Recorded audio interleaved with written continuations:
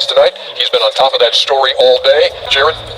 Well, EJ, it's pretty crazy that yesterday Kevin Durant was fielding questions about Victor Wembanyama becoming the next face of the NBA. And while that still very well could happen, we are now talking about Wemby likely missing the rest of the season. It's yet another shock to the Spurs system. Remember, 3.5 months ago, Greg Popovich suffered a stroke. Today, we learned that Wemby is expected to be out for the year after being diagnosed with a blood clot in his right shoulder. I was told that Wemby felt off during All-Star weekend, but the official diagnosis came following the weekend when he was on vacation.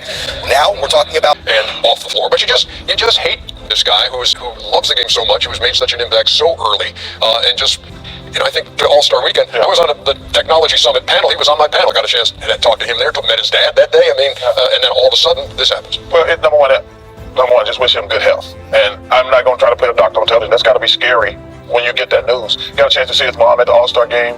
But I feel bad for the Spurs organization also because, Ernie, you're right. When they went out and made that De'Aaron Fox trade, you're like, man, this team, they're not going to win the championship, but they could get into the play-in because De'Aaron Fox is a perennial all-star. But I just wish him nothing but the best.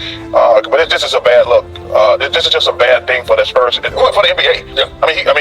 When he played over in Paris, man, it was crazy, those 2 games. So good luck to him and his family.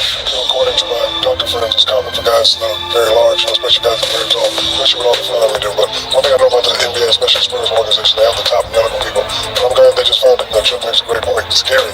This is something that you can honestly not wake up from. So I'm glad they found it. I'm glad they're taking control of the situation. And even though they can't make a push and plan, they say, nope, we're shutting you down the whole year. We're going to treat this thing. We're going to make this thing disappear. And my sentiments are... Am I right, Shaq? Shaq took being face of when Magic Johnson and Larry Bird came in, they're like, we're the new sheriffs in town.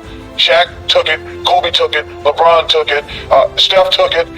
But I get so annoyed when I hear these guys like, you don't give somebody something. That's one of the problems we got these idiots won't play an All-Star game. We've given them so much, they don't have no respect for the history. But you don't give anybody the face of the game. You take it. You don't anoint them. It becomes it's what the player's made of and what the player wants. And to counter what Chuck's saying, whoever they will be, they will try to put somebody as a face of the league. They do that, but Chuck makes a great point. You have to go take it. Yep. And while they're sitting saying him, John Moran is thinking something different.